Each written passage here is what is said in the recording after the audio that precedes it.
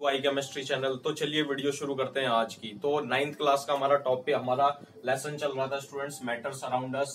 तो अब देखो इस वाले लेसन की लास्ट वीडियो होने जा रही है। इसमें मैं टॉपिक कराऊंगा स्टूडेंट्स आपको इवेपोरेशन। ठीक हो गया बेटा, इवेपोरेशन। ओके स्टूडेंट्स, इवेपोरेशन हमारा टॉपिक है। तो देखिए चलिए स्टार्ट करते हैं इवेपोरेशन टॉपिक। तो इवेपोरेशन, इवेपोरेट होना, इसका मतलब लिक्विड का किस में चेंज हो जाना, वेपर स्टेट में चेंज हो जाना। ठीक हो गया, ये कहलाता है इवेपोरेशन। अब अगर मैं डेली एग्जांपल की बात करता हूं स्टूडेंट्स, इवेपोरेशन का डेली एग्जांपल क्या होता है। जैसे कोई भी वाटर का हमने पानी से भरी हुई बाल्टी रखी, ठीक हो गया, और उसको हमने कुछ सेकंड रख दिया, मतलब धूप के सामने कुछ रख दिया, तो वो इवेपोरेट होना स्टार्ट हो जाता है। अगर मैं डेली एक और एग्जांपल की बात करता हूँ इवेपोरेशन की, तो क्या होता है स्टूडेंट्स, इवेपोरेशन कभी आपने देखा होगा, जो भी गीले कपड़े होते हैं वो कुछ समय बाद, मतलब in the presence of heat या लाइट की प्रेजेंस में या धूप की उपस्थिति में, वो क्या हो जाता है, कुछ समय बाद सूख जाते हैं। तो ये सारा का सारा किसके एग्जांपल्स हैं, इवेपोरेशन के एग्जांपल हैं। इज इट क्लियर और नॉट? तो बात समझ में आई? तो क्या होता है बेटा, स्टेट्स ऑफ मैटर, जो मैटर होता है ना उसकी बहुत सारी स्टेट्स होती है, लिक्विड, सॉलिड और गैस। अब जो उसमें पार्टिकल्स होते हैं ना, वो हमेशा मूव करते रहते हैं। मान लो ये लिक्विड के पार्टिकल्स हैं, तो ये भी मूव करते रहेंगे। ये इधर से मूव करेगा, ये इधर से मूव करेगा। ठीक हो गया।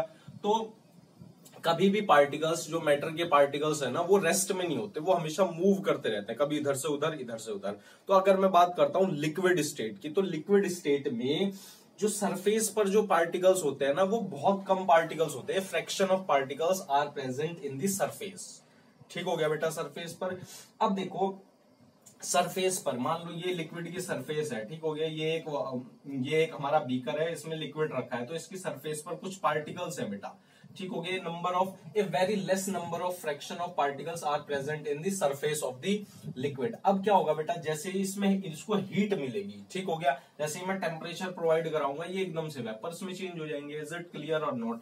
तो इस प्रोसेस को, तो बात समझ में आई। इवेपोरेशन क्या हुआ, द फिनोमिना। क्या हुआ बेटा, evaporation the phenomena, the phenomena, ध्यान से समझना बेटा, the phenomena in which liquid changes into, in which liquid changes into किसमें बेटा जी, वेपर्स स्टेट में। In which liquid changes into vapour is called, क्या कहेंगे बेटा जी इसको, is called evaporation. Evaporation, is it clear और नॉट? इतनी बात समझ में आई बेटा जी आपको, इवेपोरेशन क्या होता है? ठीक हो गया, इवेपोरेशन समझ गए। अब देखो इनको कौन कौन से फैक्टर्स अफेक्ट करेंगे इवेपोरेशन को। तो क्या हो जाएगा, नेक्स्ट टॉपिक हमारा हो जाएगा बेटा, इसको रब करता हूं मैं, तो क्या हो जाएगा, नेक्स्ट टॉपिक हमारा हो जाएगा फैक्टर्स अफेक्टिंग इवेपोरेशन। क्या हो जाएगा बेटा, फैक्टर्स अफेक्टिंग इवेपोरेशन। इवेपोरेशन को कौन कौन से फैक्टर्स अफेक्ट करेंगे, factors affecting evaporation. Okay, factors affecting evaporation.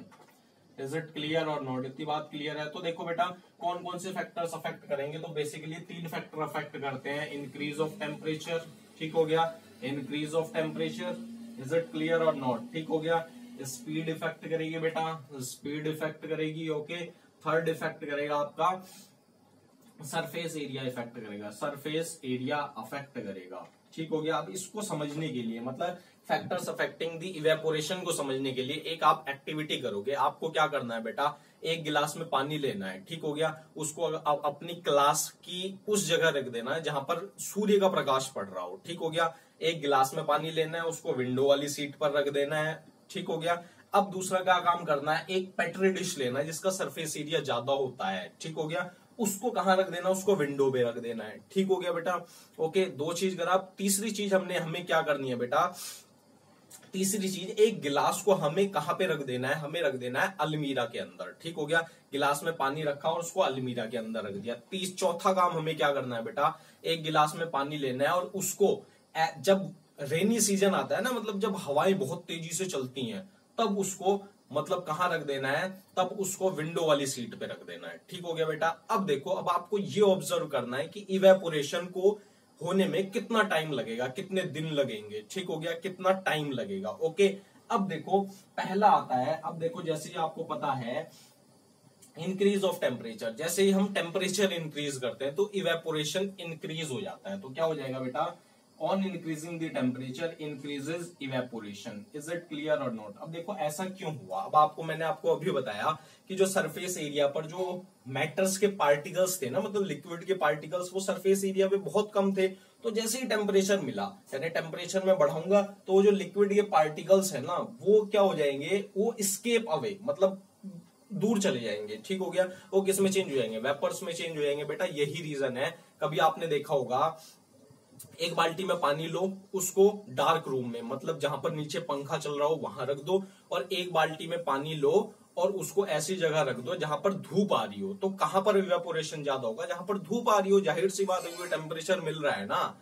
अरे समझ में आ रही है नहीं आ रही है बात बेटा? क्लियर है? तो पहला केस समझे कि factors affecting on increasing the temperature, evaporation increase हो जाएगा। अब देखो स्पीड कैसे डिपेंड करेगी। कभी आपने देखा होगा बेटा, जब क्या होता है, जब बहुत तेज हवाएं चलती हैं, ठीक हो गया, तो जब बहुत तेज हवाएं चलती है, जो कपड़े होते हैं ना, वो जल्दी सूख जाते हैं एज कंपेयर टू धूप वाले। अब मान लो कभी रेनी सीजन हो गया, ठीक हो गया, as compare to rainy season अगर मतलब हवाएं जल्दी चल रही हो ना, तो क्या होता है बेटा, कपड़े जल्दी सूखते हैं। इसका मतलब उसका इवेपोरेशन बहुत जल्दी हो जाता है। हवाएं चलने का मतलब ये है, जो एयर में जो वाटर के पार्टिकल्स है वो कम है, तो वो जैसे ही मतलब उसमें, मतलब जैसे ही वो कपड़ों में जाएंगे ना, मतलब जैसे ही कपड़ों को हवा लगेगी तो वो कितने क्या हो जाएगा, जल्दी सूख जाएंगे। ठीक हो गया। इसका मतलब उनका इवेपोरेशन बहुत जल्दी हो जाएगा as compare to rainy season. Is it clear और नॉट? तो स्पीड बढ़ाऊंगा तो क्या हो जाएगा बेटा, मेरा इवेपोरेशन इंक्रीज हो जाएगा। ठीक हो गया। अब बात करते हैं सरफेस एरिया। अब देखो सरफेस एरिया, अभी मैंने आपको बताया था बेटा, एक बात बताओ, एक रखा है पानी में, मतलब गिलास में पानी, और एक रखा है किसी डोंगे में पानी। ठीक हो गया। तो ये बताओ सरफेस एरिया किसका ज्यादा होगा? भाई डोंगे का ज्यादा होगा। तो जितना ज्यादा सरफेस एरिया होगा तो उतने ज्यादा पार्टिकल्स ऑफ लिक्विड भाई और जल्दी इवेपोरेट होंगे, नहीं होंगे, ऊपर जाएंगे वेपर स्टेट में, इसमें कम जाएंगे। तो on increasing the surface area evaporation increases. Is it clear और नॉट? इतनी बात क्लियर है बेटा? तो देखो इसी के साथ ये वीडियो यहीं पर खत्म हो जाती है। इवेपोरेशन मैंने आपको कराया, मैंने पूरा लेक्चर अपलोड कर दिया बेटा आपको। ठीक हो गया। अब इसके बाद आप कुछ क्वेश्चंस करोगे होमवर्क में, फिर ये लेसन खत्म हो जाएगा। Thank you so much for watching this video.